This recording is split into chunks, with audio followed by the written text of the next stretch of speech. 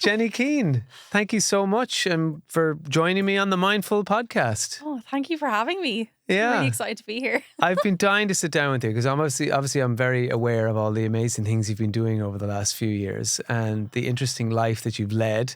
A lot of my listeners will probably know of you already, but I'm excited for the people who don't because I just think you're a brilliant communicator. Oh, thank you. And you manage to take a subject. I mean, we've a bit in common, I think. Yeah. We're both great in bed. But, you Oh, that's the first time anyone has ever said that to me in a podcast. I like that. Sexual confidence. Yeah. But we... I'll give my wife a chance to drop a comment in. But, I'm very passionate about using humor to talk about a subject that sometimes can make people feel a little bit awkward or intimidated, and meditation and sex advice are quite different. But in a way, there's kind of crossover there as well, because it's about connection. It's about connection to ourselves. It's about being comfortable in our own space, in our own bodies. And I love that you do that. I love the humor that you bring to the work that you do. Yeah. How important is that? Is that tool for you to get people to be comfortable in that space? Yeah, it's probably one of my most important ingredients, I think, in the way that I teach. And I think there's a couple of reasons for that. I really believe that, sometimes the conversations that we're having and that, exist in the world around sex can be very rigid, very scientific, and also very serious as well. Like when you're talking about very serious subjects, like, people who are having difficulty with their sex lives, whether it's, solo or partnered, it can be very hard to approach those topics, right? And then when people actually decide to come into one of the spaces that I talk about these things in, so one of the workshops, for example, it can sometimes you can feel it, like even though it's online, you can feel the kind of environment getting a little bit uncomfortable or a little bit slower. And I notice that in the chat box, because the chat box slows down. It's like people are a little bit more like, oh yeah, this is hitting close to home. Yeah. But for me, what I find humor does, and I think Irish people do it really well anyway, when you inject humor into places where conversations become uncomfortable or awkward or difficult, there's this moment where it feels like people are going to break away, right? You probably feel this in comedy as well, where it feels like it's like, oh God, you kind of feel the room go quiet, like everyone's holding their breath, and it feels like people are going to disconnect. And what I find humor does, especially in group environments, is that it becomes this glue that connects everybody back together. So it's like just as people are about to break and be like, oh, this is too much for me, this is like too real, then you add something like comedy into it and humor into it, and it just pulls everyone together. It pulls you back into your body in this way that like makes you feel good. And it also as well, I think, allows you to connect to people beyond yourself, right? So to the community that you're kind of with at that moment in time. Yeah. And I think it's so important. And it's one of the things that I notice that I've taught around the world, like I've taught different nationalities. And it's one of the things that I find that Irish people do brilliantly. Like the workshops that I hold, like when we do the live workshops, and people come to the live workshops all the time because of the chat box, right?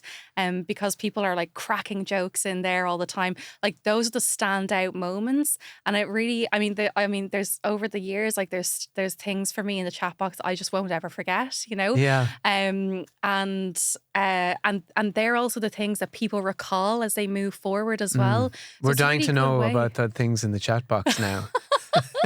Yeah, it's funny. It's like funny things. Like I did a kissing workshop last February, and I remember so I had told everybody, because I love to bring fruit into it, because I think it's also another way to add an element of fun and playfulness into the conversations around sex. And so I did a workshop on hand skills and blowjob skills, and I had everyone bring a cucumber. And actually, I didn't even really think about that. For me, I was like, I would use a suction cup dildo for this, and I was like, 2 days before the workshop starts, like there's going to be thousands of people like frantically trying to find suction cup dildos. And I was like, Yeah. oh, just cucumbers are readily available. So Well, a lot of people might be, you know, slow to order a suction cup dildo. Yeah. You know, they mightn't have hit that stage yet where they're ready to order sex toys. You know? Oh, absolutely. Yeah. So so everyone went out and got a cucumber. But then for the kissing workshop, I had everyone bring a watermelon, right? Because it's kind of the size of a head. And I was doing stuff with like different like head positions and what that does in relation to whether it's like, you know, relaxing the body or exciting the body and things like this. But you always get some people who are like, oh, I couldn't find a cucumber, so I bought the zucchini, you know. And then when we're doing deep throat skills, they were like, the zucchini doesn't really work with the ridges. And I was like, well, this is why I said a cucumber, you know. So anyway, this woman, you have these visions, these poor women like dislocating their jaws with some big marrow that they're trying to work with. So it was so funny that this particular person in the workshop said,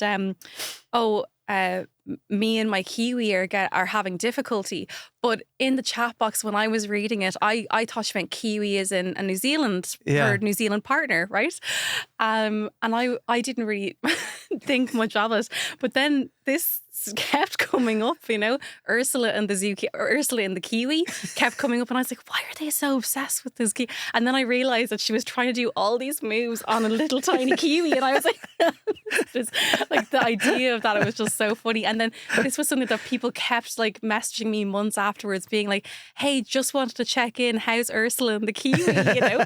And so it's just like this funny way of like people connecting, right? Like over subject matters and conversations that can be quite difficult, right? Yeah. Yeah. Well, I wanted to talk to you today primarily about pleasure, you know, and our relationship with pleasure, because that's at the core of what you do, you know, your pleasure principle, and getting people to feel okay for asking for pleasure, for discovering what they find pleasurable, and being able to say no when something isn't, you know. Why are we so... What I get the feeling that we put pleasure kind of as an added extra, almost like fast track at the airport. You know, that it's a luxury that we might treat ourselves to every now and again. But ultimately, for the day-to-day running of our lives, pleasure is kind of fourth or fifth, or far down the list past the busyness and everything else. Oh, yeah. Why is our relationship with pleasure so warped, do you think? Well, I think it's just because of the way that it has become socially acceptable and probably necessary to lead our lives in this particular environment. I've been very lucky enough to live in different parts of the world where, you know, the pace of living is slower, right? There's space in your day for, you know, to do things.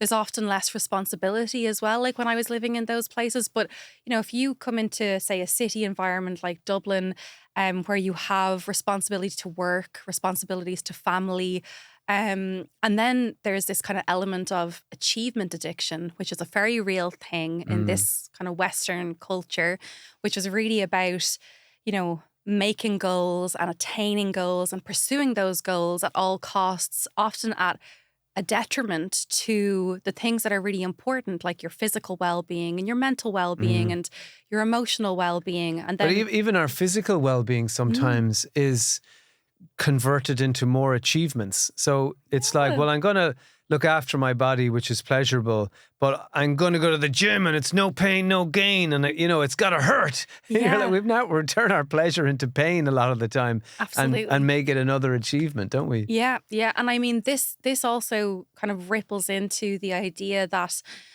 and I used to talk about this all the time, like we very much live in a kind of productivity-based society, right?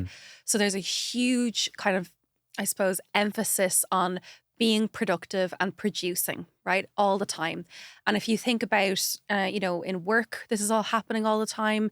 It's also happening in our relationships, and it also happens sexually as well, right? So when we think about when we're having sex, we thought the idea of what is good sex is, you know, are we having orgasms? Are we producing a child, right? And what happens when you are not producing, right? We start to then think that we're failing, right?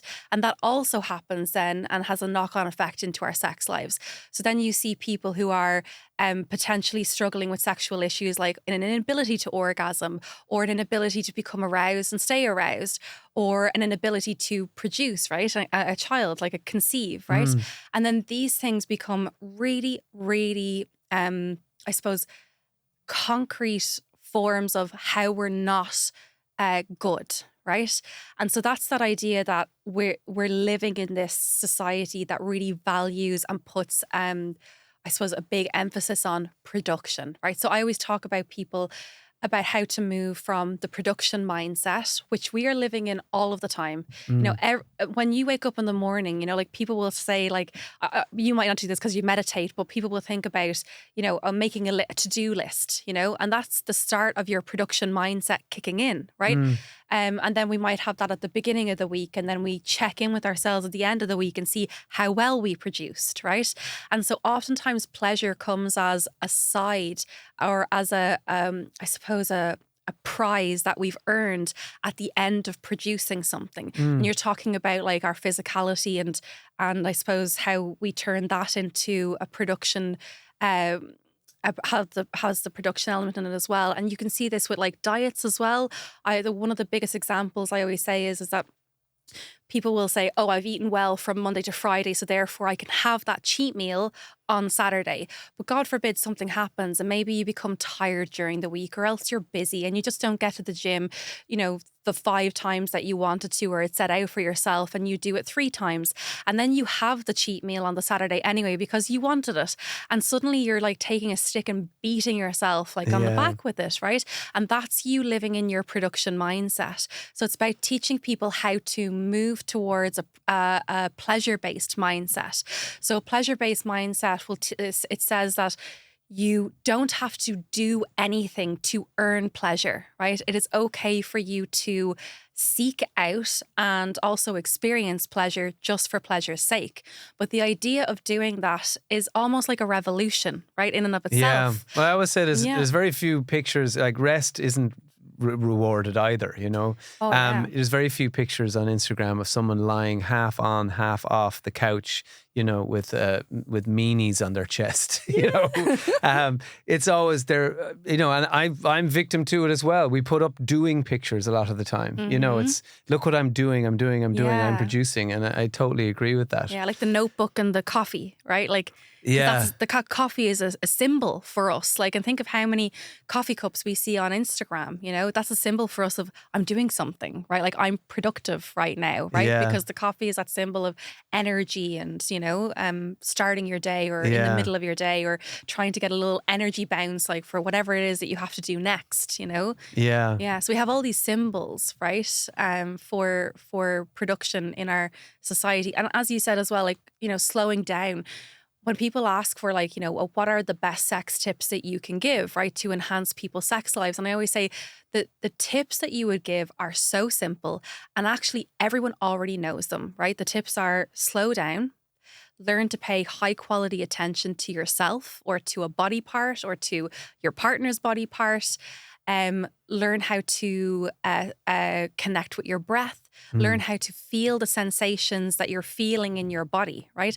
These are all really simple ideas, but asking somebody who is existing in a fast-paced environment, who doesn't feel like they have time to slow down or that they can afford to slow down, who doesn't feel like there's even space within their day for themselves, asking them to jump to that is very difficult. So you have to teach people how to create the bridge for themselves to move from that fast-paced environment to that to a slower one. I would have seen this from teaching yoga so much, like when in Dublin, you know, asking people to lie down in shavasana for 5 minutes, right? You can see people's bodies, like the rigidity in their body, the unwillingness or the inability to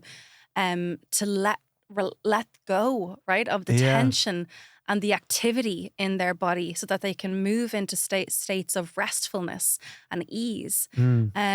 Because those things, as you said, they aren't rewarded, right? Yeah, and so much of your work, you know, is, you know, your holistic and somatic work is connecting people in with their bodies. And even when I'm teaching people just a simple act of belly breathing, you will always see people some people struggling with engaging their diaphragm at all when they're breathing, that they're so used to breathing into their chest in kind of shallow breaths that even the idea of connecting in with their bellies or their diaphragm, you can see them struggling with it, you know. Oh, yeah. So how do you help people to get out of that fast pace then?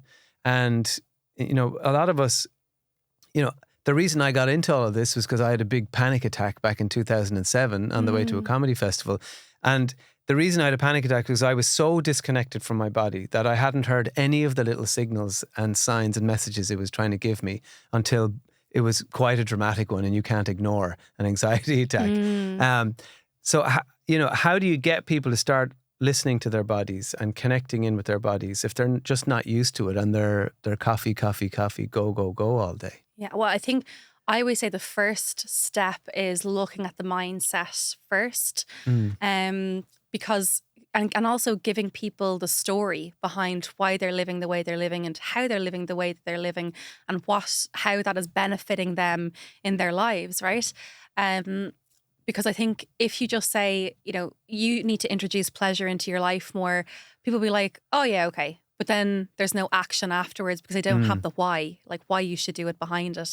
So the mindset for me is always really important. So teaching people about the pleasure mindset and that it is just as important as everything else in your life. You know, probably even more important than everything else in your life, because we know that our body functions, all bodies function better with pleasure in them, right? Our cardiovascular system functions better, our immune system functions better, literally every single system functions better when we have when there is pleasure in our body. And then, you know, the tools that I would give are really simple. Like, for example, you're talking about the diaphragmatic breathing. I also would add then the pelvic diaphragm in that as well. And again, it's just getting people to start to live into and become comfortable sitting in their body for a little bit longer than normal, right? And when you give people practices as well, I think it becomes very easy for them to start to implement into their life in a way that they're taking action, which is really important. So one of the things that I do in workshops, in any workshop that I do, is that I give people really simple, and I mean they're so simple, like simple practices that I will say, like, you know, try and put this into your life for the next 7 days, right? Or for the next 14 days.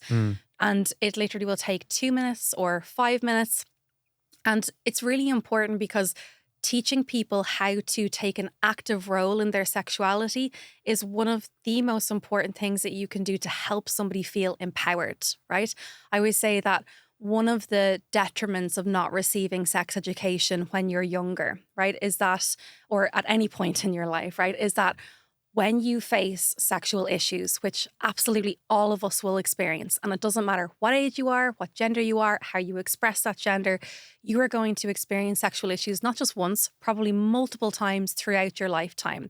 And the problem when we face sexual issues without the education is that one of the things we tend to do is disconnect from ourselves, from our bodies, from our sexuality, even from our partnerships, right? Because we now we don't know where to go, right? It's like a roadblock, and it becomes a mountain that feels very big to climb, right? When you get sex education, what that does is that it gives you options, right, for approaching sexual issues.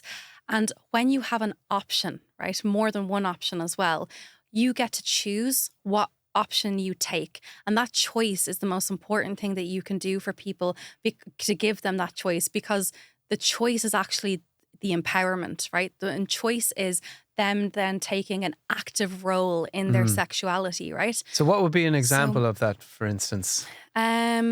So do you mean one of the practices or one of the... Yeah, or you know, as something that may come up for them and then they have options. So, okay, so let's say on a broad scale, when it comes to women, the three biggest concerns that I would see coming in all the time would be around orgasm, libido, and then pain during penetration, right? For men, it would be erectile dysfunction, premature ejaculation, and libido, right? So say, for example, it's someone coming in with an inability to orgasm, right? So you, for me, what that would look like is, first of all, giving them the education around what an orgasm is. So what is it? Where does it function in your body? How do you access it? How can you access more of them if you're already having them or whatever? And then, so the education side is really important, right? And then a simple practice would be, for example, the pelvic floor breathing, right? So that would be just asking someone to put their hands on their pelvis or their lower abdomen, closing their eyes, and then inhaling down, all the way down into the base of their body, and starting to feel their pelvic diaphragm expanding and opening on the inhale. And then as they exhale, feeling a gentle compression and lift, right? And then inhaling again, expanding and opening. So it's almost like the pelvic floor is like a parachute, right? Or a hammock, opening and expanding, and then exhaling, contracting gently, right? Yeah. And even doing something like that is, I mean, it's so simple, but so effective, because one of the reasons why, and again, there's so many reasons why someone might not experience an orgasm, but our pelvic floor and the health of our pelvic floor is extremely important to our experience of orgasm. And that's to do with the way that the pelvic floor contracts and releases as we're experiencing pleasure. But oftentimes when we're, again, living in this fast-paced environment, right, and you talk about people breathing and they're used to breathing into their chest, it means that their diaphragm is not moving. It means their pelvic diaphragm is not moving, right? And this means that a pelvic diaphragm, which should be opening and closing, expanding, contracting, moves from being adaptive to maladaptive. So maybe it gets locked in one of those states, maybe a state of contraction, right? Where the pelvic floor is tight and immobile and rigid. And when that's happening, our blood, right? The blood isn't flowing the way that it should, right? So I suppose it feels stagnant there as well. So even doing a simple thing like that breathing exercise starts to allow the pelvic diaphragm to move from a maladaptive state to an adaptive state, right? Yeah. So it can vastly change then as well the way that you experience sensation in your body, because if you're not used to thinking about your pelvis, right, and thinking about your pelvic diaphragm, and maybe even you've never even felt your pelvic diaphragm moving before, once you start to bring people's attention down into that part of their body, into the base of their body, once you start teaching people how to feel their pelvic diaphragm open, how to feel their pelvic diaphragm expand, you're also starting to teach them how to feel sensations, right, in their genitals. And I mean, men should be doing this as well, to be quite frank. Like, it's not spoken about enough, I think, for men, the like pelvic health for men. But that one simple tool will have an absolutely huge change, to the way that you're experiencing sensation in your body. When we talk about orgasm, what is orgasm? Orgasm is an experience of sensations that you're feeling, right? So, and when we think about what a sensation is, it's our ability to feel, oh, this part of my body feels tight. This part of my body feels hot. This part of my body feels cold, right? Which is all, again, part of meditation and mindfulness and learning how to become, I suppose, adept, right, at feeling the sensations that you're feeling in your body, whether it's tension or pain or peace or joy, right? These things. Why are people, so many women, reluctant to admit a lot of the time? And I guess it's a bit more obvious when a man has an orgasm, but you do hear stories of, a lot of women just not saying anything about the fact, possibly for years, that they don't have orgasms. And I guess they come to you and might confess that, look, I have been married for 20 years and I haven't had an orgasm, Yeah. That's obviously a reluctance to step into that pleasure zone or to seek help with that. And why do you think that happens? Is it just skittishness around it? Is it embarrassment or awkwardness? Or I think there's, that's such a huge question, right? And there's so many reasons why, people might not admit that they're experiencing orgasm. Or say, for example, the example you gave, that they're in a relationship for 20 years and they've been faking orgasms their whole life and whatnot. There's so many reasons for that. And, it can look at things like, there's a pressure that's put on people to orgasm and we talk about the productivity mindset, it comes back to producing an orgasm. If you're not producing an orgasm, it means you're not good at sex. It means you're not experiencing sex the right way. People don't want to admit that, right? Because it means there's something wrong with them or they're bad, right? And my God forbid, you know, if someone thinks you're bad at sex, what that might mean for you, right? Yeah. For others, I mean, for other reasons could be that they feel like they don't want to upset their partner.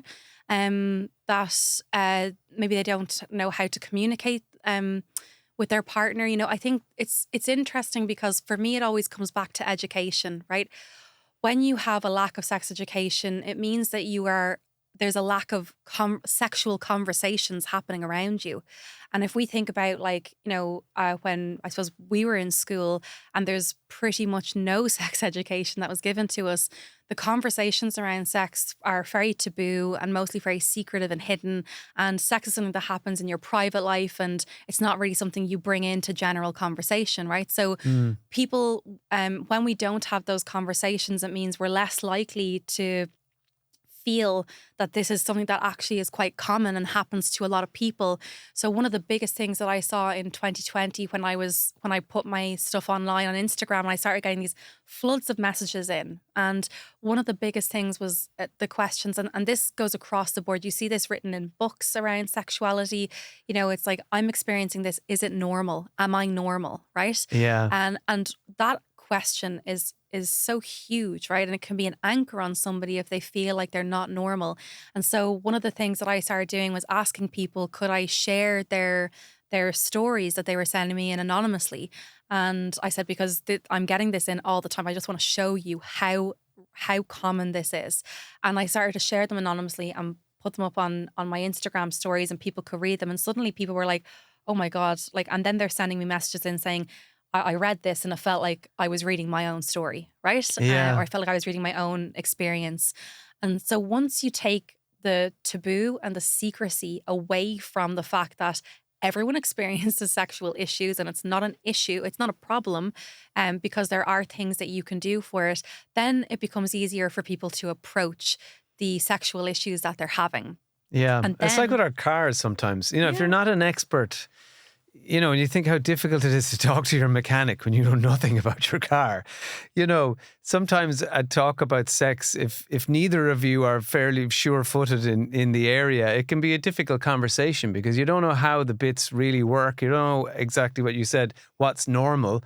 So then it's an awkward conversation. So you might shy away from bringing it up or, you know. And even beyond, like, so we definitely, I mean, if there's a lack of sex education, it means you might not know the names for your body parts, which seems really silly. But like actually even this week, I don't know if you've seen, Gillian Anderson went to the Golden Globes and wore a dress and there was embroidered, they had vulvas embroidered on the skirt.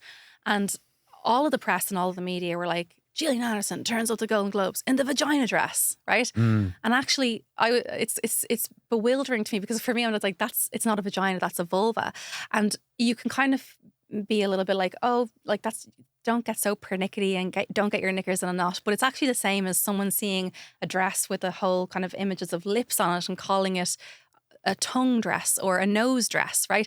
They're close by, but they're not the same thing, right? So understanding the names of your body parts, understanding how your body parts and how the bits function together is one thing. Well, I guess with our genital area in general, you know, and it's so important for pleasure, you know, generally.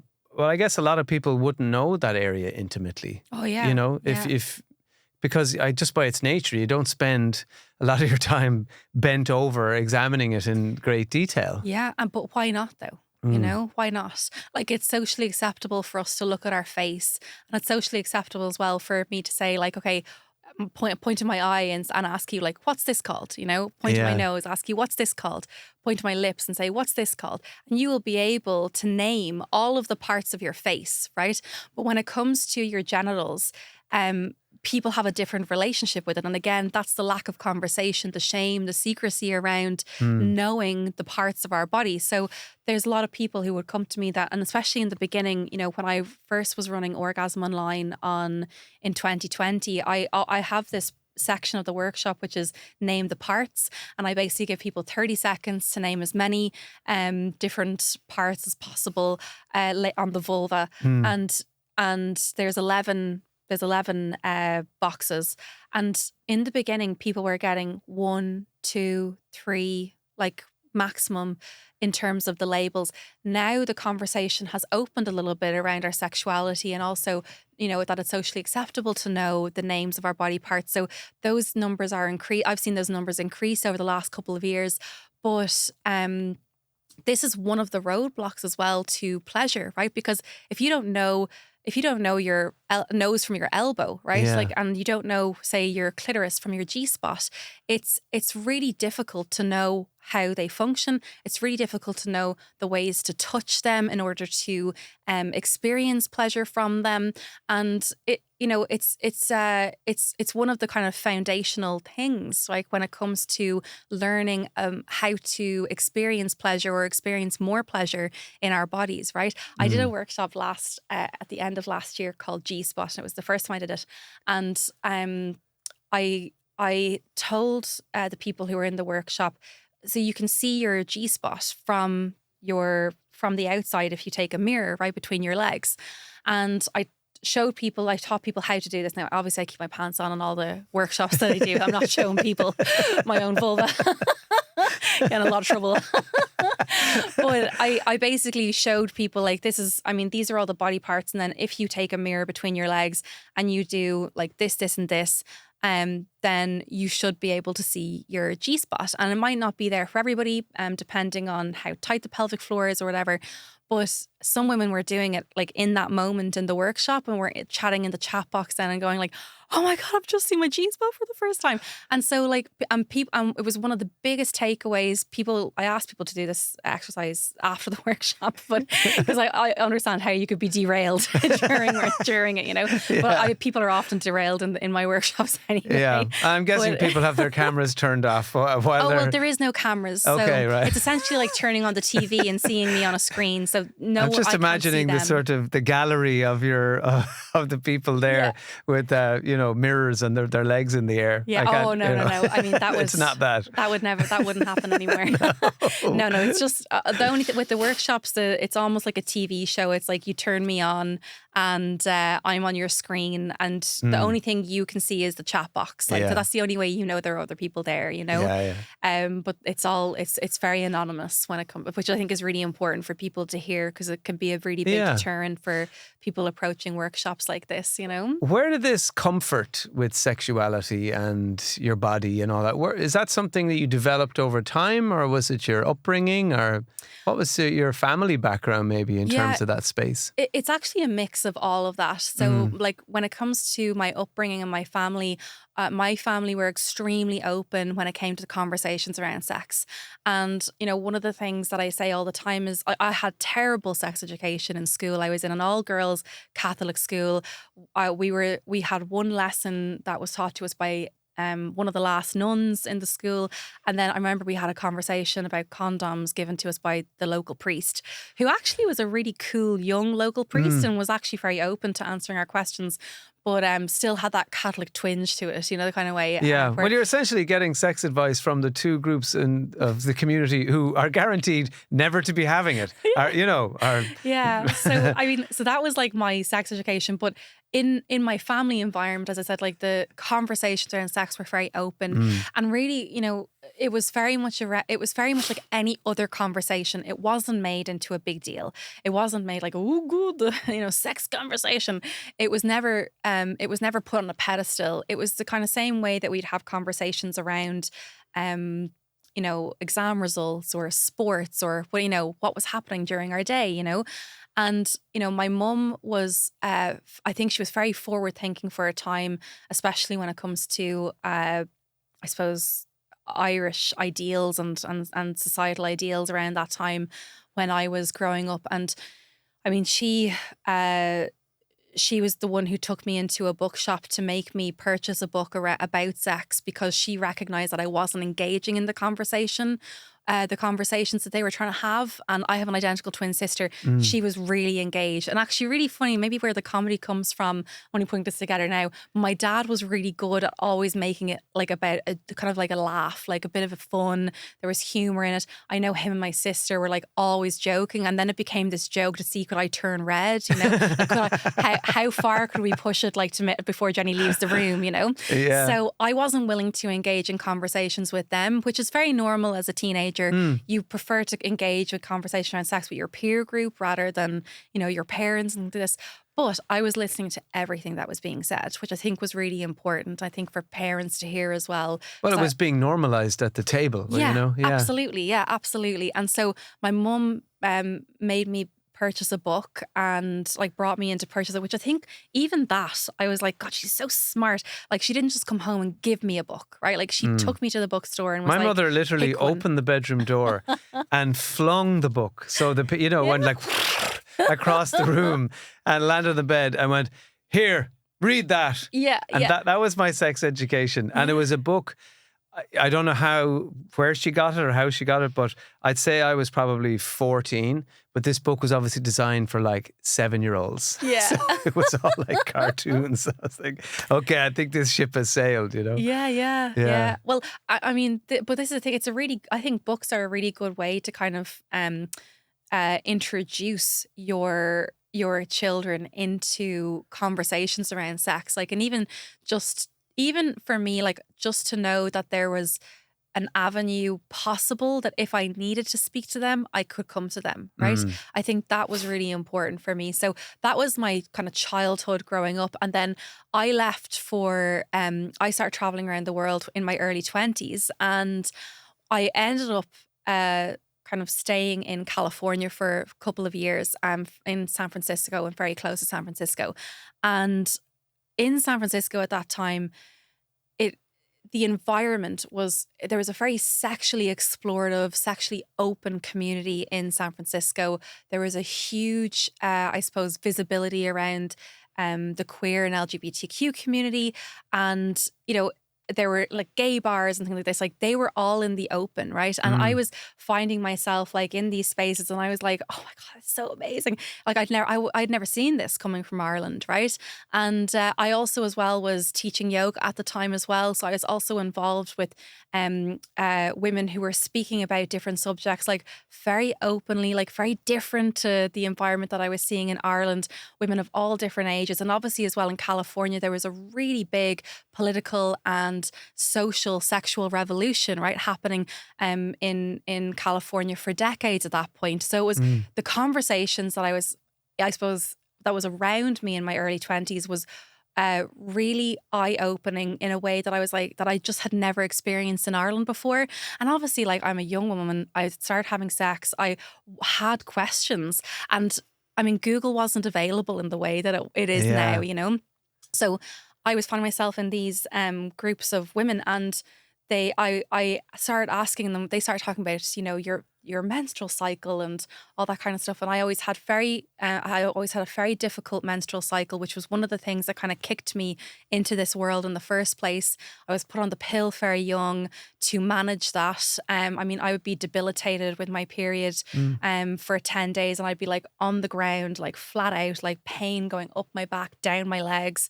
And it was like really, I suppose, it was the type of pain and I suppose that experience that basically prevented me from living my life when I had it. And you'd be kind of dreading when it comes, right? So my sister, which was really funny, identical twin, she had a really easy relationship with her menstrual cycle. It was completely regular, whereas mine was off the charts irregular. I had crazy mood swings and crazy hormonal kind of surges and things like this. And what was funny was that, you know, at the time, the only solution was go on the pill. So I was put on the pill even before I was having sex to manage this. And what I found when I moved to America was that people were telling me that it was possible to have a relationship with my menstrual cycle and a holistic relationship with my cycle, which sounded amazing to me because I didn't want to be on the pill. So I I started looking down those routes. And then I started realizing, oh my God, I don't even know how my body functions. I don't even know how my period works, you know? And I started realizing how little I knew about my body. So I found myself going to workshops on, you know, your on my menstrual cycle. Then I had more questions like, you know, like, is female ejaculation pee, right? And then I asked this in one of the classes, and one woman was like, oh, you need to go to this woman in San Francisco. She holds workshops at the weekend. So I ended up going to this workshop. And this one in particular, I think, was the one that changed my view on everything, and my view on I think on my relationship with my sexuality, and even how I viewed sex at that point in And time. why was that? And so it was basically, I'm going to say this now, and it's going to sound insane, right? When and I still feel like, how did I even step? Sometimes I imagine myself going back in time and being in that room. And there's moments in that room where I'm like, where the hell am I? You know, like, just like, what's happening? But essentially, this was a workshop about female ejaculation.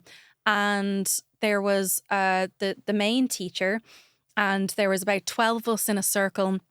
And then there was a model that came in, and she was completely naked. We basically had to kind of gather around a little bit closer, and the teacher showed us like all the different body parts, like on her vulva, and said, "This is the clitoris, this is the labia majora, this is how you find the G spot from the outside." And I remember even in that first instance, like being like, "Oh my God!" Like how natural it was to be in this environment, and also that.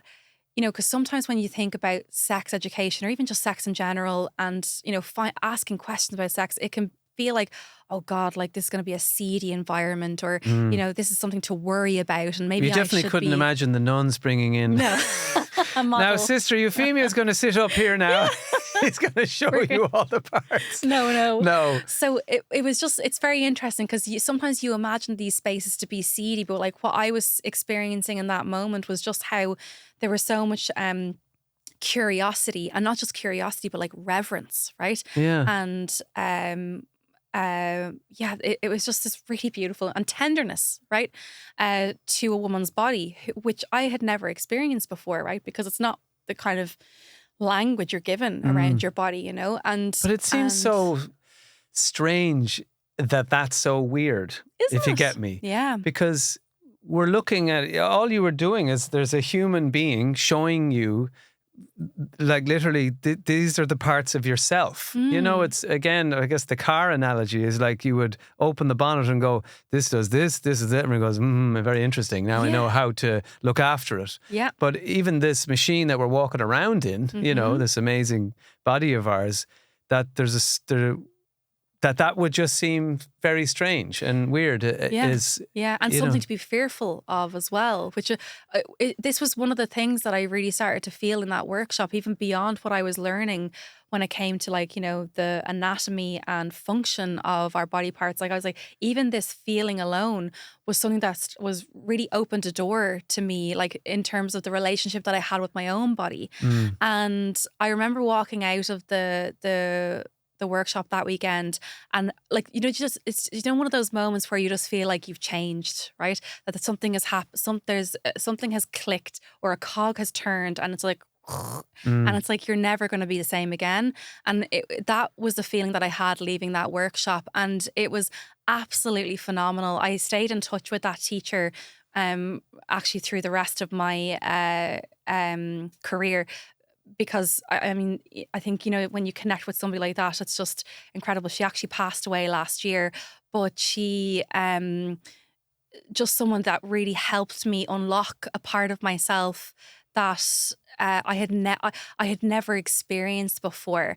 And so after that moment, then I became really interested in any kind of sex workshops that I could get my hands on. And in San Francisco, I mean, it was available. Like, it was just there was something happening every weekend. I started going to, like, you know, serious ones, but then also ones that were really fun, like, you know, a blowjob workshop and the hand job workshop, which was a bunch of women sitting around with the suction cup dildo on the table, right?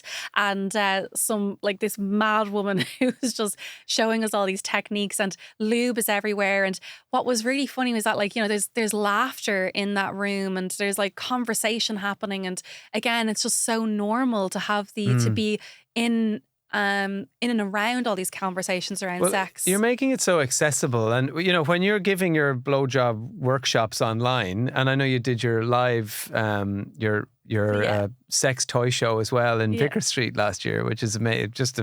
It's one of those things of why has no one ever done that before? Yeah. You know, what's the demographic of the people who are on those? What kinds of people are on it? Is it literally everybody? Everybody. It is everybody. I get this question. Is it a all lot. women? No, it's not all women because, in the very beginning in 2020, I actually mostly spoke to women. But then women started asking to bring their partners to the workshops, and after a while then the partners started coming. And it's funny because men are actually a little bit more timid when it comes to stepping into these spaces, right? But then once I started opening up the workshops to partners, particularly for the sex skills workshops. So I did a workshop called Woman on Top, which was, it's one of the most popular workshops even now, which was basically like, how do you find more pleasure in the on top position? Because for a lot of women, you know, it's like your legs are tired, you can't actually experience pleasure in that position, or you might not experience pleasure in that position over other ones. It's one of those positions that kind of... it's in movies a lot, you know. It's kind of that, you know, flicking the hair back and I guess, is that one of those things that's sort of presented to us? I guess, you know, like porn presents sex in a certain way, and then the reality of it, people are like, well, actually, that's kind of crap for me, or I'm not getting much from that, or and this is the thing, you know. I think when we this is why I think sex is a skill, and talking about people and trying to kind of promote this message that sex is a skill like any other skill is really important for me, because I think sometimes when we don't get sex education, or when sex education isn't available, or when we think that it's a bit weird to ask questions about sex, because we're given the idea that if we're curious about sex, or if we ask questions about sex, or if we say, I actually don't know how to do that, it means that you're not good at sex, right? And as I said, that ideology and that kind of belief that maybe you're not good at sex can be detrimental for people, right? Because ultimately, I think, like, if you keep going down in terms of the mental thoughts that you have, it means you're going to end up alone, right? Because you're terrible at sex, right? Yeah. It's the image of the 40-year-old virgin kind of thing, right? Which is just absolutely not true. So, but anyway, we have it. So when we think that, you know, it's socially acceptable for us, for example, if you want to, like you're talking about the cars, if you want to learn how to drive a car, it's socially acceptable to find a teacher, to get lessons, to figure out the techniques and the tools and the methods that you need to use in order to be a good driver. You have to learn the rules, right, that might be involved. And then it's accepted that you need to practice in order to be a good driver, right? So it's the exact same thing when it comes to sex, right? Sex I think is it's a sex skill. sometimes is kind of like presented like DIY. Like when I got a house, I was suddenly expected to know how to put up curtain rails, you know, and I had no idea. I didn't know about raw plugs. No one had ever showed me. Yeah. But yet there's an expectation that, well, you know, I guess now you're in a relationship, you must be excellent at sex all of a sudden. And you're like, well, nobody actually showed me, you know. Or now you've had sex once. Now there you go. On your way. Yeah. Right? Like, yeah. Right. Like I always say, like, you know, when it comes to learning a skill, it's accepted that things are going to be messy, that you're going to make mistakes, that you're going to do the wrong thing, that you're going to say the wrong thing, right?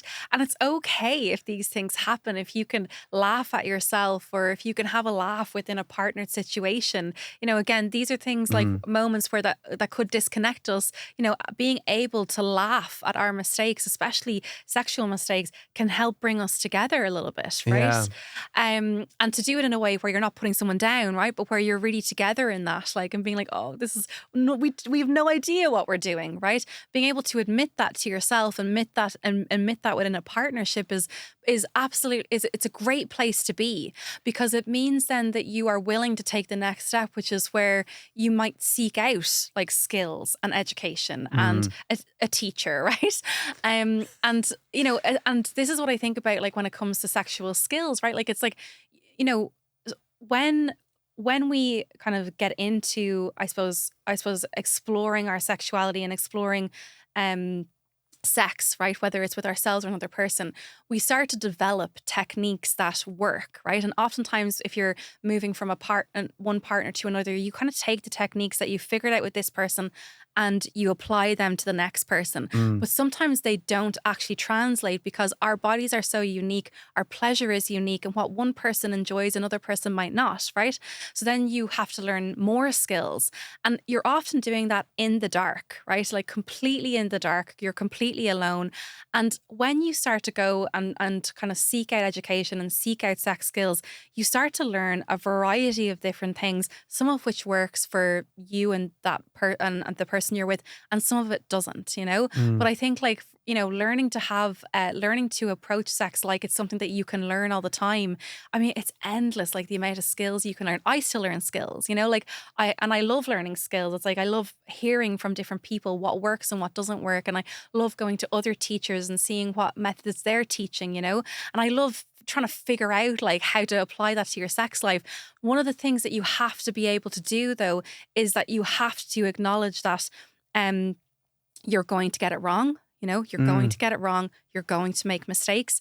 You're going to look silly at certain points in time. It's going to feel silly. Yeah. And that's okay because that's part of the process of learning, right? So I think like when you can have that relationship with yourself and that mindset with yourself where you can afford yourself to make mistakes and to not be perfect. I always say like sexual perfection is probably one of the biggest killers in your sex life. The idea that you have to have the perfect body before you can have sex, that your legs have to be shaved before you have sex, the idea that you have to have the perfect moves and, you know, have the perfect voice in terms of like moaning, things like this. All of that is going to kill your connection to your own pleasure. And then also that's felt, you know, in a partnered situation. Yeah. What's your attitude to porn? Because I guess there's different viewpoints on it. Some would think, oh, look, it's a form of pleasure. Like, you know, if I'm okay with that. I'm very open. And then in other ways, it can be destructive because people don't see the difference between that and reality, that porn is a show. And some people just find it unkind to women and disrespectful. And what's your own attitude? Can it be a help or a hindrance? Or yeah, so my own personal attitude is that I feel like porn is very much demonized. However, I will say that it's hard to discuss this because in certain levels, like what you say in terms of the image that it portrays, in terms of how women are supposed to act and also how you're supposed to treat women can be very unhealthy. But I think the biggest thing that happens with porn is that because porn is so readily available and when you're lacking the sex education, right, and the kind of background, when people aren't willing to speak about sex around you, it means that porn becomes a replacement for sex education, right? So where people can't access sex education or can't have these conversations with people around them, they turn to what's easily accessible, which is porn, right? And I don't think that's porn's fault, right? I think that there needs to be sex education because what sex education can do can teach you how to be porn literate. So it means it can teach you that what you're watching, as you said, is a show. It's not real, right? Like the purpose of porn, when you think about it, is it actually works really well, right? Because the purpose of porn is to bring you to arousal or climax quickly, right? And if you look at, I suppose, the kind of composition of porn, it does that really well, right? You have exaggerated camera angles, you have exaggerated body proportions, right? You have exaggerated sounds, and generally it's quite quick, right? And even the storylines are exaggerated and all this kind of thing. And so if you look at what the aim of porn is, it's actually doing its job quite well, right? However, when you're using porn as a way to, you know, replace sex education or even sex skills, then you're going to have a difficult. Then I think it's difficult because you don't know what you're looking at. You don't know how to translate what you're looking at because you have never received those skills. Yeah. And I don't think that's porn's problem. I think that's society's problem. I think that that's something that needs to be really advocated for by, parents when it comes to accessing, I suppose, and giving their kids access to porn literacy courses, which are now much more readily available, Do you And get also women a lot coming to you worried that their husbands are looking at it or feeling Oh, yeah. let down because it's having a negative impact on them? Absolutely, yes. And this is a thing, but also what I will say is that there's it's also more than this, right? Because again, it comes down to the lack of sexual communication, right, in a relationship. And sexual communication is a skill, like any other kind of skill. Learning how to have really good conversations with each other about what it is that you want from your sex life, how, like we all have sex for different reasons, some of us have sex because it's a really good stress reliever, right? Some of us have sex because we want to feel intimacy and connection. Some of us have sex because we actually just want to feel ourselves, right? So there's many different reasons why you might approach sex. Also, those reasons change, given week to week, day to day, year to year, what it is that we want, right? How we want to feel during sex also changes. Sometimes we might want to feel adventurous or excited or risky, right? Other times we might want to feel supported, loved, held, nurtured. And so these feelings, like what we want to feel during sex, also changes. Oftentimes we don't have the language to communicate that to our partners, right? So in place of not having conversations, people turn in different directions, right? Sometimes they turn to porn. Sometimes they turn to affairs, right, where they might get that kind of adventure and risky feeling, right? So again, it's more about teaching people how to have good conversations around sex, and also in a way that's very open rather than judgmental or shaming, right, people? Because one of the things, especially with porn, right, like maybe you find your partner watching porn, and what can happen is that instantly they'll start to think, oh, you have a problem because you're watching porn. So imagine if someone said that to you, right? Like, you're not going to be open and willing to communicate. Like, naturally our defenses come up, right? Because there's an attack on who you are as a person, right? And those things aren't conducive in a relationship. That way of communicating isn't conducive in a relationship if the outcome that you want is that you're more connected afterwards, right? Yeah. Like, if the outcome is that you want to break up and separate, then keep going that way, right? Because that will more than likely happen. But if you look at what the outcome is that actually, you're upset because you would like that sexual attention. You would like to feel that they want and desire you rather than want and desire somebody on a screen, right? If those are your desires, then learning how to communicate in a way that can bring you closer to that is really important. But again, these things aren't taught, right? So teaching people and giving people tools to be able to communicate well with each other is really important. And also even as well within relationships, like learning at the beginning of a relationship as it's forming and as you're dating to like really talk to each other about, right, like, well, what are our boundaries here within this relationship? Like, what's your relationship to porn? How do you feel about porn? Also, if porn is a kind of a non-negotiable in a relationship, right? Like, how do you navigate that territory, right? So, because for some people, porn might not be a big deal, right? So it's, again, we all have different relationship values and ideas, especially as well around sex and what's appropriate and what's not appropriate, and different definitions of what cheating is as well. Like, for some people, cheating is you are kissing somebody else, or you're physically intimate with somebody else. For other people, liking someone's Instagram photo, a bikini picture on Instagram, that is considered cheating, right? And there's no wrong or right here, or saying like, well, this is cheating but this isn't cheating. It's all very individual, but the beginning of that is you knowing yourself, Yeah. and also as well, like within relationships, like if that change, like within relationships, like those things can change, as well. Like I know I'm pregnant at the moment, which is, I don't really talk about my personal life, but I think it's a funny thing.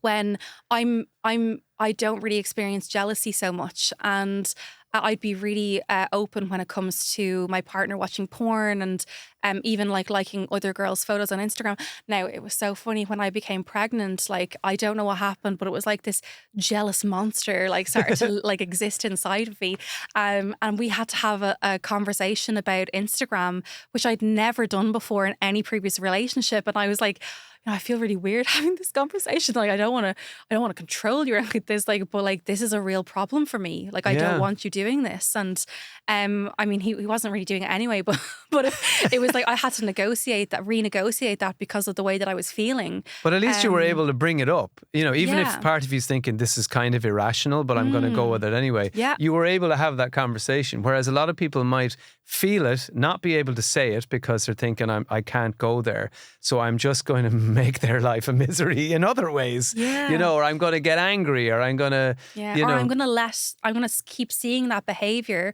I'm going to let it fester inside of me. And then by the time I'm ready to talk about it, I'm going to explode in anger at you, you know? Yeah. Which often doesn't help anybody. So I think if you notice, like, I think all of this is about learning how to feel how you're feeling, right? And you only learn how to feel how you're feeling and the changes, right? And like as your feelings change, when you can stay connected to yourself, you know? Yeah. And for me, that's like the beginning of everything. And this is why I say self-pleasure is so important to people's sex lives, because self-pleasure allows you to experience yourself. It's not just, self-pleasure isn't just masturbation, right? Self-pleasure is learning how to have a relationship with your body, right? Which might be really important when it comes to body image, like how you feel about your body. Self-pleasure is a way to teach you how to feel sensations. And when we talk about living in a fast-paced world, our senses have become dulled, right? Our senses have to become dulled because we're overstimulated all the time.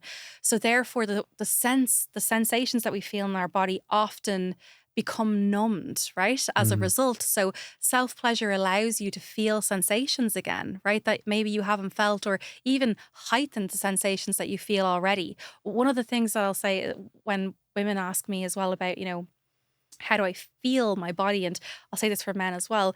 Like, think about your body is always giving you signals, right? And think about what happens when you're sitting down at work at a desk all day.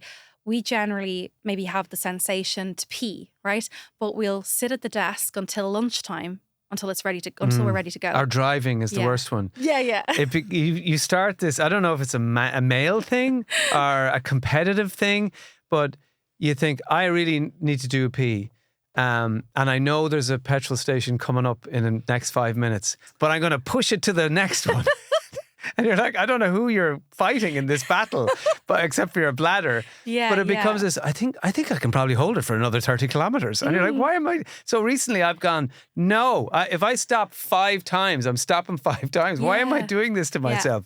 But I know what you mean. Yeah. So, and even like, you know, when you're thirsty, drink. Like, so I always say this, like, you know, one of the really easy tips that you can do to learn to feel more is that when your body gives you these signals, you know, that we get every day, it's like pee when you need to pee, drink water, or drink when you're thirsty, right? Eat when you're hungry. So, because what we start to do is when we override those feelings and those signals that our body is sending to us, we dull down the conversation that our body is trying to have with us, right? When we start to listen to those body signals, our body goes, oh, she's listening to those signals, like, let's give her more signals.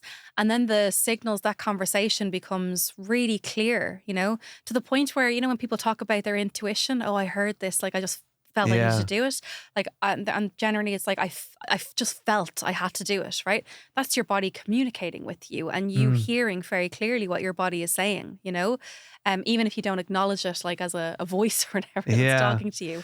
So you may not want to answer this, but in terms, you just mentioned your pregnancy there. Are you curious / excited to see how your own body changes after having a child, and your own libido and requirements and pleasures and all that? Are you aware, like, it's going to evolve, I guess, isn't it? Well, do you know what's very interesting is that when I announced that I was pregnant, I got loads of messages, like lovely ones, like supportive ones. But I also got ones being like, "Oh, at last you'll now experience what it's like to be a parent who's trying to have sex," and things like this. And what I find really interesting is that my body, first of all, has always changed. So I've never had a Mm. stable figure, right? My figure has always fluctuated and kind of changed depending on what's happening in my life. I always say like there's certain times like in our lives where we're moving more and certain times where we're more sedentary. And over the last couple of years, I've definitely seen that like moving online more and Mm. traveling less and this. So I've seen my body change already. And for me, I also believe as well, like when you have a connection to your sexuality or to your body, it doesn't mean that you are like that you tap into that connection and you have it forever. I've experienced that even when I've tapped into that connection with my sexuality, that there are times in my life where I've completely disconnected from it as well. So for me, it's not important to have a connection and maintain it and sustain it and, and think that that's sustainable the whole way through my life. For me, what's more important is the journey in between. How do you move from connection to disconnection and disconnection back to connection again? How do you navigate the changes that you're feeling in your body, right? And also, I'm always really curious about like my mind and the things the way that I start to speak to myself. And I always notice like whether something is coming from the inside out or whether something's coming from the outside in. Mm. So for example, like if my body starts to change and I maybe need to like go move up a size in clothes, right? Which happened straight away when I became pregnant because my thighs just went boom. Like all the blood obviously like in the pelvis like happened. So I had to move from a size 12 to a size 14 almost instantly. And I remember being a little bit like, oh, like it was these funny feelings of like getting a size up and all that kind of thing. And then I was like, oh my God, now I'm only going to get bigger during this pregnancy. And oh, what if I can't shift the weight? And when I step back, I think like, right, is this something that's actually coming from inside of myself that I'm worried about? Or is this an outside belief or an outside ideal that is Mm. coming into my body, right? And so for me, most of those thoughts around my body image come from the outside, right? Whereas like from the inside, what I was actually feeling was like, whoa, this is so interesting. Like I heard this happens like when, when you get more kind of energy in your pelvis and things like this. So for me, when I stepped back and looked at what was happening inside myself, for me, it was more curiosity and excitement more than anything else. And the same thing as well, like with my relationship to my sex life as well. My sex life has always been changing. And for me, it's not, I'm not trying to like, maintain the perfect level of sexual satisfaction in a relationship or within my own kind of sex life. For me, everything that I do is approached from a sense of curiosity. Like there's moments like in my sex life where I've wanted to explore new things. And, I remember a couple of years ago, I basically started studying psychological domination, became really interested in the idea of pain and pleasure and also earning pleasure because that's part of domination. Mm. And then I moved to London and started working with kind of a cohort of dominatrices who were absolutely phenomenal and still my friends to this day. And they, in that environment, it's like you kind of almost feel like a baby again, like that you don't know how to walk or how to run and you're trying to learn all these new things. So for me, I've also had moments in my sex life where I haven't known what's going on, where you're stepping into an unknown world. Mm. And I think that's very much for me what I feel like as I start to navigate, like I suppose the transition from transition into parenthood, right? And having more responsibility and whatnot. But one of the things that I will say is that I have so many tools like that I can access all of the time. I also trust that I'm so capable of having conversations that I need to have. Mm. So for me, I'm not fearful of it or anything like this. It's more so just a kind of I'm curious like to see what happens. I mean, one of the Yeah. things that they do say about parenthood is that, the research or the data will say that the what is it? The sexual satisfaction is the lowest for relationships with children under 5. so this is the kind of lowest time for sexual satisfaction. Yeah. Yeah. But that's pretty true. But I do think though that is it's because of a lack of tools, right? It's because of a lack of tools that you have access to. And I understand. It's also because you're exhausted. I understand as well that like there's sleep deprivation and exhaustion, and also the excess. Your priorities shift, your responsibilities shift, right? And they have to, because you're now in charge of another entity, right? Like and whatnot. But one of the things that I would say is that, for example, if you learn how to expand your definition of what sex is, this is one way that you can start to increase your sexual satisfaction. So, for example, if I was to say to you, what is sex to you, right? For most people in heterosexual relationships, that is penetrative sex, right? But what if I was to say to you, well, do you count kissing with clothes on as sex? And you can ask yourself, what do you think that? Do you count kissing with clothes off? And heavy petting at that point as well, do you count that as sex? So you start to question what sex actually looks like for you.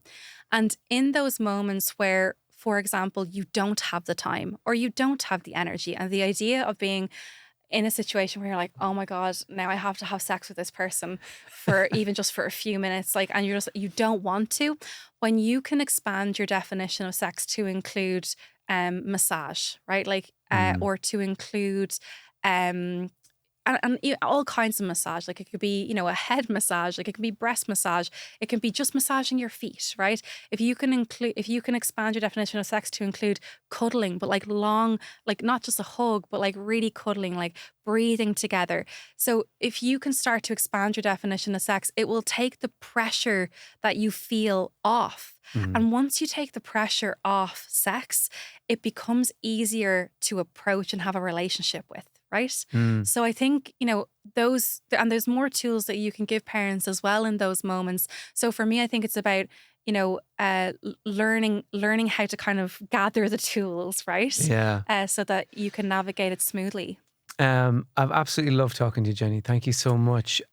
Where I know people can find you in many different ways. Dermot, but can we tell them the story about 98 FM? Yes. Because I was telling Dermot this at the beginning, before we did the podcast, because when I got the email to come on the show, I was like, oh, this is such a full circle moment for me anyway, because I don't know if it's the year is correct, but I think it's either 2010, 2011, 98 FM, when you were on 98 FM with Dermot and Dave, they did a competition called Knock Knock is 98 FM in the House, where they put 20 grand behind a door in Dublin, and there was clues, but there were so many clues, and you had to listen to the radio 24 hours a day pretty much to get the clues. Yeah. And I became a mastermind. I had maps of Dublin all over the dinner table, and my dad is really good with Dublin as well. So after dinner, I'd literally spread everything out over the table, have all the clues out, and we'd be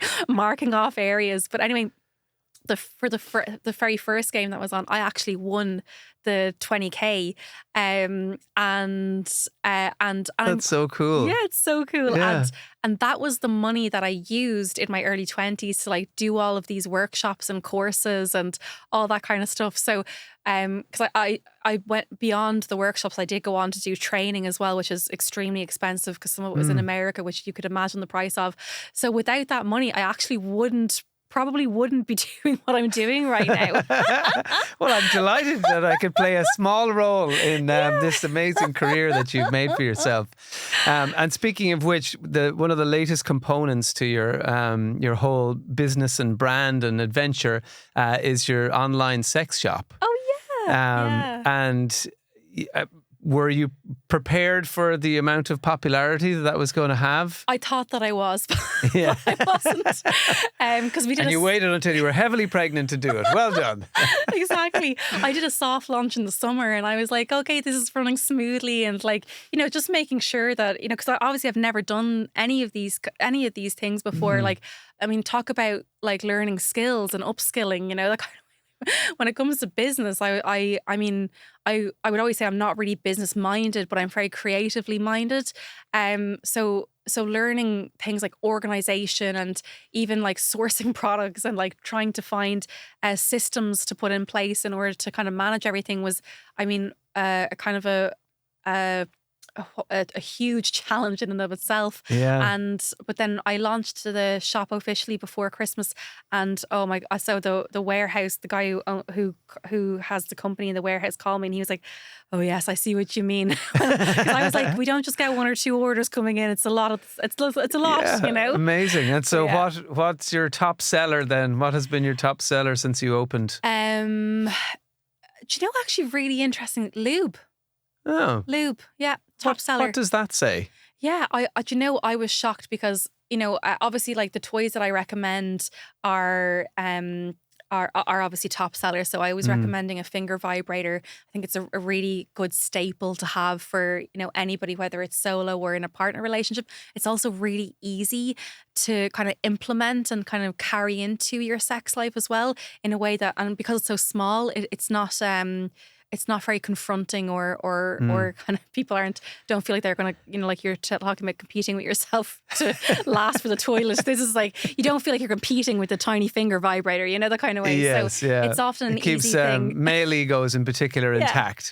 Exactly. Good job. Yeah. Yeah. And it's really fun as well to implement. But what I was noticing is that lube is the biggest seller, and I think that's really fantastic. Like for me, I was really pleasantly surprised to see that, actually, because sometimes there is this idea that there is a stigma to using lube, right? Because especially as you get older and maybe you aren't as lubricated naturally as you were, or, you know, if you have difficulty with your hormones, or if you're, say, moving through the menopause, for example, perimenopause and menopause, and your body is changing, there's this kind of idea that if you're not naturally lubricated, you're somehow kind of your shelf life, your sexual shelf life is ending, or you know, you're becoming old or dry, and you know, God, those words like aren't great when it comes to sex. You know, all the kind of ideas that it puts on us. You know, whereas you know, I always say like lube is a staple. It should be a staple part of your sex life, and not least because it can help you if you're experiencing things like pain during sex, or if you want to experience anal. Lube is an absolute must. You need it. It's not an option. You know, spit actually is just not enough. You know, but for me, lube is also something as well that's a great way to add in different sensation into your sexual experience as well. So it was just really great to see that's happening naturally, actually, like as a result, that there's not this kind of stigma or taboo around, like, you know, trying to be, you know, young and juicy forever. Yeah. Well, you're offering them all these things in the wonderful shop that you have, that and they're very comfortable in that space, you know. And I'm guessing for a lot of people, you know, maybe, you know, your shop might be the first sex shop that they would be comfortable interacting with, and you've given them the courage and you know, the permission to find that pleasure, you know, in whatever way they want. Yeah, absolutely. And you know, what's great is that, like, I think I've developed such a relationship with people over the last couple of years online. There's a really good sense of trust as well. And for me, what I was finding when I was talking about sex toys previous to the sex shop, I was doing the sex toy show as well, like since 2021, and recommending all these toys, I was finding that I was sending people like, you know, here for this thing and here for this thing and here for this thing. And I actually found it really difficult to manage, because they were coming to me with the questions, you know, and they were coming to me with like, do you have the promo codes, or do you have like a discount code? And I found all of that so hard to manage. And so what I decided to do then was, I was like, do you know what? I tried to work with a couple of shops to have like my own kind of like Jenny's recommendations within the shop, but even that was very difficult to kind of have to communicate with, because it was a lot of work. So I was like, do you know what? I'm just going to attempt to open up my own online sex toy shop and see what happens. And if it doesn't work, it doesn't work. But what's great is that, like, all the toys that I love and that I recommend, because the thing is that sex toys, when it comes to sex toys, the market is so saturated, and it's so hard to know what's good and what's not good. So all the toys that are on the shop are ones that I've used for a couple of years, and I recommend. So there won't be, new toys to the market on, because I don't believe in promoting new toys unless I've used them and like them. And also I also provide education on how to use the sex toys, which I think is a huge thing, because sometimes we can buy a sex toy, we use it once, we might not have that great of an experience with it, and sometimes that's because we don't actually know how to use it properly. Like you'll get these ads all the time, like, and even if you go into a sex toy shop, it's like, this is the best couples toy, and then it comes and you're like, well, how the hell do I use it? Couple relationship, It comes with a helmet, some kind of a rod, 3 electric plugs. What do we do with it? Yeah, and lube. But yeah, and I guess, again, what you do is you make this stuff accessible. And I guess it's always what I'm trying to do with meditation is strip away the stuff and the jargon and just make it accessible for people. And to create a comfortable space where people who maybe go, I'm going to buy a dildo for the first time, and they have visions of, walking out of a sex shop in town with something, as big as a golf bag sort of over their shoulder going, I may have overstepped myself here. Yeah. But you're giving them permission to kind of fumble around and ask questions and have a laugh. And that's key to learning, and being comfortable. Yeah. So, Jenny, thank you so much. It's been amazing. Thank you. Best of luck with baby. Thank you so much. It's going to be wonderful. Is there anything in the diary that you'd like? Maybe you're just thinking as far as baby and that's it, or is there anything else that you'd like to mention? No, I have tons of stuff. Yeah. I'm so bad at promoting myself. I think I just want to thank you for the questions, because I often just like talk and then like bye, and they're like, wait, where do people find you? And I'm just like, oh God. But I do have quite a lot of things happening this year, and I've changed up the way that I normally work because of the baby coming. So normally I actually do workshops in kind of groups of 3s, and you access them for like, let's say that month or so, and then they disappear and that's it. But I'm now going to test out on demand. Sorry. I'm going to choke myself here. On-demand workshops. So it means that they'll be up on the website continuously. And I'm just going to see how that goes. My fear is the admin management behind it. So for me, I'm always testing things and then seeing if it works and whatnot. But I over the last year, I built a system, and this is also my problem why things move so slowly for me. I have to do everything myself. I can't hire people because I need to know how it works in order to be able to feel confident in it, So I built a system that can manage that as well. So so I'm going to see how that happens. But it means that if people who are asking questions about libido, or I suppose one of the biggest questions as well, like how do you keep the spark alive, that there will be a workshop that they can access whenever they want to on the website, rather than just having to wait for me to kind of drop the workshops in the future. Well, you'll have an extra human who's making fairly serious demands on your time. So I think it's perfectly acceptable that you would put up an on-demand service and go, it's up there somewhere, sort yourselves out. Yeah, exactly. Yeah. Jenny, thank you so much. Thank you. Real pleasure talking to you. Yeah, it was lovely. Yeah, thank you.